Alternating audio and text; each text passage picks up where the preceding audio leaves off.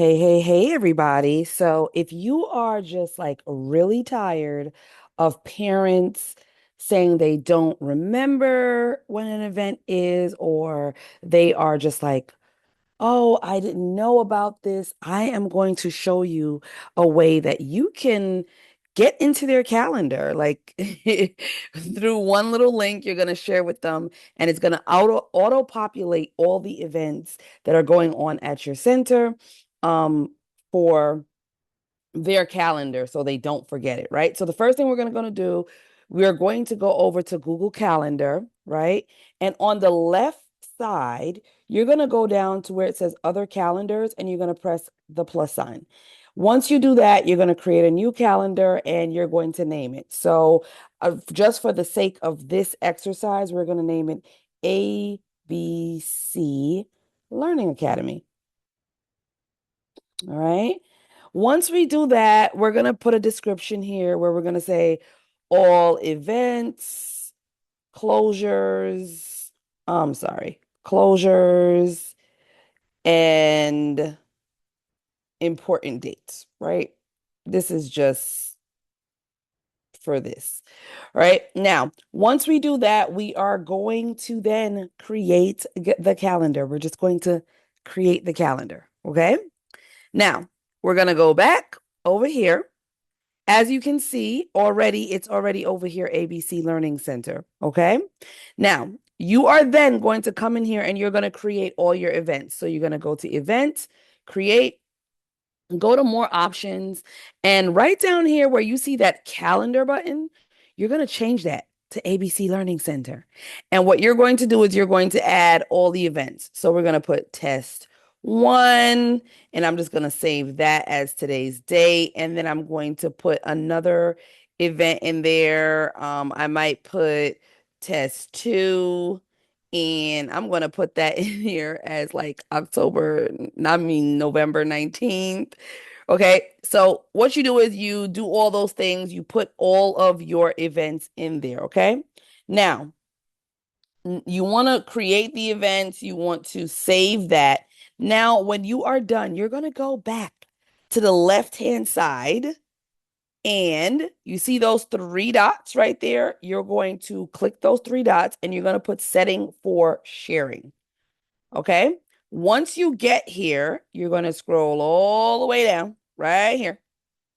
And where it says access permissions for events, you are going to put make public. Okay. That's what you're going to put. And you're going to put see all event details. That is what you're going to do right here. Okay. Then you're going to go down under here and then you could even set notifications. So if you want parents to know about these things 10 minutes before, maybe you want to change it to like an hour before, or you can even put 24 hours, right? So they don't forget. But what we're going to do, we are adding these in so that they're notifications. All right. Then you're going to scroll down. Other notifications. If there's a new event added, you want to send them an email. If an event is changed, an email. If an event is canceled, an email. We don't need to add them to event responses or daily agendas. We don't need to do that. Okay. Once we do that, we are good. We're going to scroll down and you see where it says public URL to this calendar. This is the link that you are going to give the parents. Ladies and gentlemen, you have now just changed everything. Okay. And so once you give them this, if we just even try this in a new window, we're going to do that. And look, your events are there, right? Your event is showing up there. Hold on. Let's go back real quick. Because I think for one of the events that we added to the calendar, I want to make sure that we change. Oh, see, we didn't change the actual calendar, right? So now we're going to go back, we're going to save it. And now when we up, see, it came up test one and test two. Okay. Now, when the parents get this link, they're going to get an option down here where it says add to Google Calendar.